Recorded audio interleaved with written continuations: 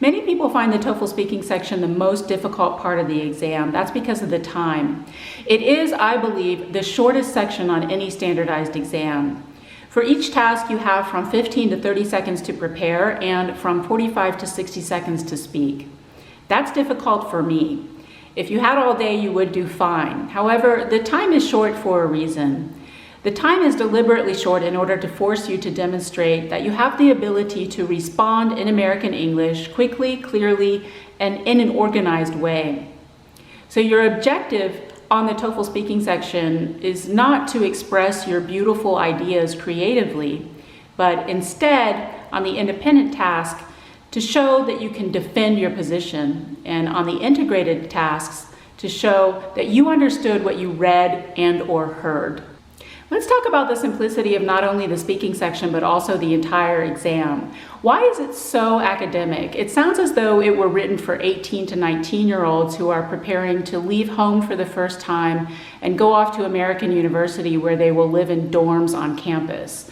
However, in my experience, the vast majority of people who actually take the exam are degreed professional adults who have degrees from their home countries and are already well established in their respective professions and who just need a TOEFL score as evidence of their ability in English in order to get some kind of certification or advanced degree or just to get a job. So the exam in its current form does not at all reflect the reality of the majority population of the people who pay a lot of money to take it. The content of the exam sounds as though it has not been revised in years or maybe even decades. Why is that? Well, it is the most commonly required test of American English, not only in America, but all over the world. So it doesn't change because it doesn't have to. It's making a lot of money.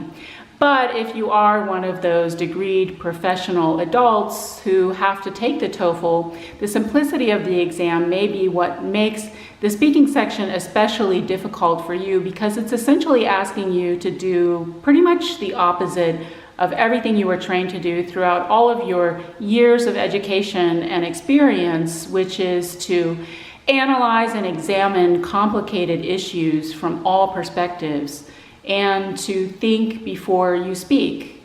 Unfortunately, as we've discussed on the speaking section, we don't have time for that. So the speaking section is really asking you to stop overthinking, get back to basics, and learn to express using the simplest words that you know, the first thing that comes to mind. Above all, the TOEFL speaking section is a test of your confidence. The number one reason people fail to deliver effective speaking responses is they make the mistake of elaborating, not illustrating. In other words, you repeat yourself. You say the same thing over and over again. Why is that? That has nothing to do with English and everything to do with the universal human fear of being misunderstood. If you're like me, there's nothing in the world that offends you more than not being listened to. And you're so sick of it. You're so tired of not being heard, not being listened to, and being misunderstood that you belabor the point. It's a persuasive technique. You think if you repeat the same thing enough times, you can aggressively bully other people into hearing you, listening to you, and understanding you. And you do it in your language too. But as we've discussed on the speaking section, you don't have time for that. So the speaking section is asking you to trust, illustrate, don't elaborate. Make your point, and instead of repeating it, illustrate it with examples and details. Make your point, drop it, and move on. And trust that your message has been delivered and received.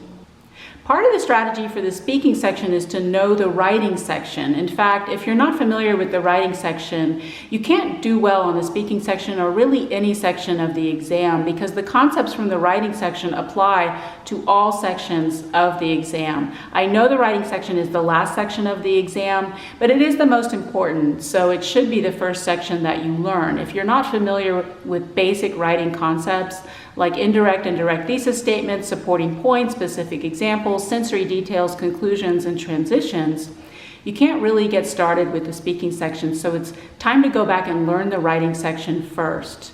Now, because of the time, the speaking section differs from the writing section in primarily two ways. First, whereas on the writing section there are usually 3 supporting points, on the speaking section there are usually 2. The prompt asks you for reasons, plural, and examples, plural, so that has to be more than 1, and you don't have time for 3, so that leaves 2. In other words, you have no counter-argument and refutation. And second, whereas in the outlines for the essays in the writing section, each item is usually 1 paragraph, in the outlines or structures for the responses for the speaking section, each item is usually only 1 sentence. Finally, again, because of the timing of the speaking section, your objective is not to increase your vocabulary or improve your pronunciation, but instead to memorize outlines or structures for the tasks and to follow those outlines as you deliver your responses.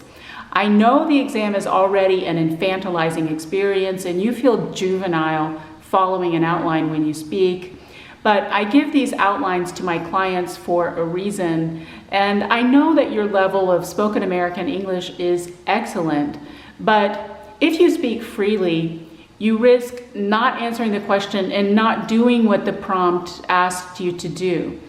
Again, your objective on the speaking section is not to be creative, but simply to be clear.